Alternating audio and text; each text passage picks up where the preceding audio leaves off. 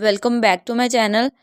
आज हम another concept देखेंगे पोजेसिव केस के बारे में। पोजेसिव केस के होते हैं एग्जांपल्स देखेंगे, लेकिन उससे पहले अगर आप मेरे चैनल पे न्यू हैं तो लाइक सब्सक्राइब और शेयर करना मत भूलें।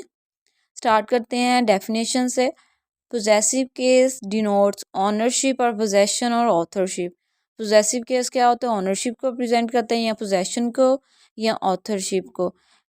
और पोजेसिव केस में हम हमेशा क्या करते हैं कि हुज का क्वेश्चन रेज होता है कि ये किसकी चीज़ है। तो जो हम जब भी हम कोई सेंटेंस या फ्रेज रीड करेंगे तो यानी कि पोजेशन उसमें होगी तो वो हमारे पोजेसिव केस को प्रेजेंट करेगा। हमारे पास यहाँ पे कुछ सेंटेंसेस हैं जिनको हम रीड करके अंडरस्टैंड करते हैं कि पोजेसिव केस क्या होता है और किस तरह से हम उसको आइडेंटिफाई करते हैं।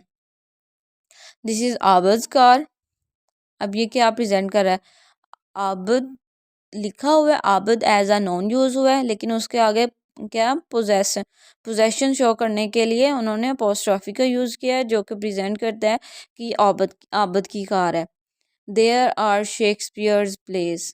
अब यहाँ पे भी शेक्सपियर के आगे क्या है? अपोस्ट्रॉफी और साथ एस का यूज़ किया है, जो कि प्रेजेंट करता है पोजेशन को। और ये किसकी कार है? सॉरी, किसका प्ले है? शेक्सपियर का।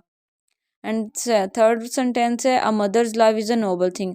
किसका लव नोबल थिंग है? मदर का। तो जहाँ यहाँ पे जो हमारा मदर्स है ये हमारा पोजेशन को शो कर रहा है, यानी कि पोजेसिव केस को प्रेजेंट कर रहा है।